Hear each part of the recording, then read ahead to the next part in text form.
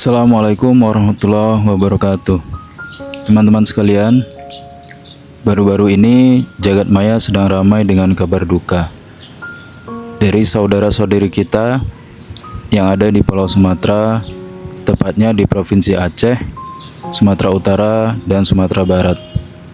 Tiga provinsi ini secara bersamaan dilanda banjir dan tanah longsor pada akhir November lalu. Hingga hari ini, sisa-sisa air masih tampak menggenang di beberapa wilayah, sedangkan beberapa tempat yang lain telah mengalami penyurutan. Teman-teman sekalian, dari peristiwa ini kita bisa ikut berperan dalam memberikan edukasi dan pemahaman khususnya bagi diri kita pribadi, sekaligus dukungan kepada saudara-saudara kita yang sedang dilanda musibah baik secara moral maupun material.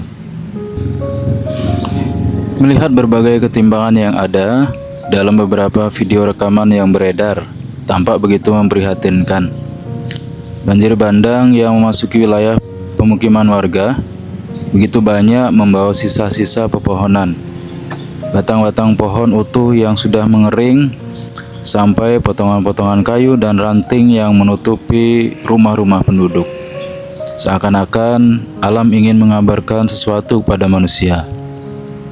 Berdasarkan fakta-fakta yang terjadi, beberapa pandangan dari sumber yang akurat mengatakan hal ini tidak terlepas dari aktivitas ketamakan manusia, aktivitas deforestasi dan illegal logging.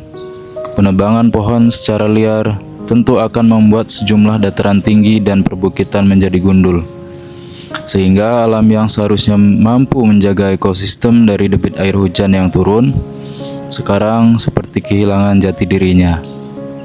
Air hujan dengan sangat mudah dan cepat turun dari perbukitan menuju sungai-sungai dan pemukiman warga yang berada di bawahnya.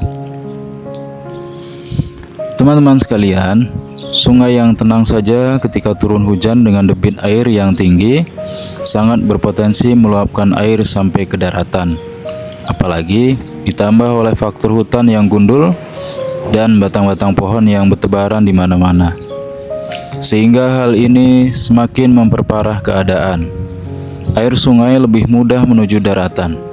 Dalam beberapa referensi menjelaskan, peristiwa ini bersamaan dengan adanya fenomena alam yang disebut sebagai siklon tropikal, yaitu badai awan besar yang berputar cepat yang terbentuk di atas suatu wilayah tropis yang ditandai dengan angin kencang, hujan deras, dan gelombang tinggi.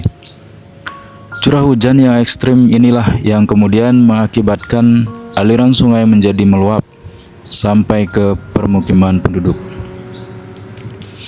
Akibat dari peristiwa ini, ratusan korban meninggal dunia, sejumlah keluarga kehilangan tempat tinggal, beberapa penduduk lainnya masih belum ditemukan, dan ribuan orang terpaksa harus mengungsi.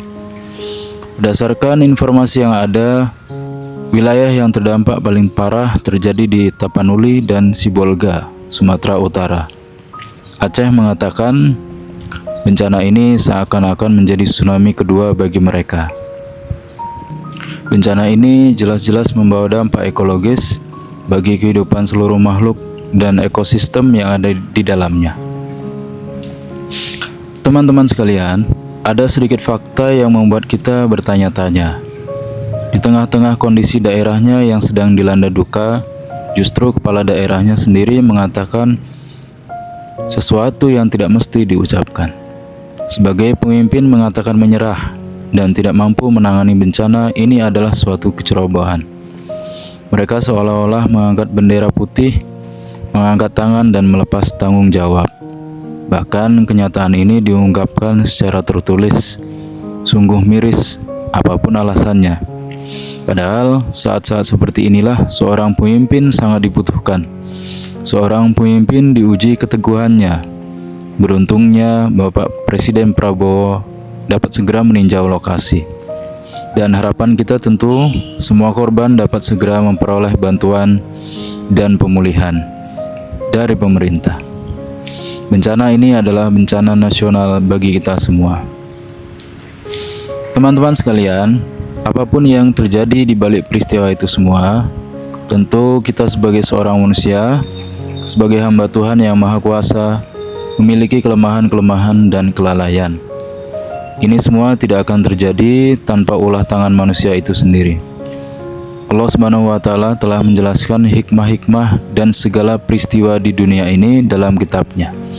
Semua yang telah terjadi sudah menjadi bagian dari takdir-Nya, sudah menjadi bagian dari ketetapan-Nya. Tinggal lagi kita menjalani dan mengambil pelajaran darinya dengan penuh keikhlasan dan kesabaran. Sebagai sebuah refleksi dan muhasabah, agar ke depan menjadi insan yang jauh lebih baik, menjadi sebuah bangsa yang saling peduli dan tenggang rasa di antara sesama.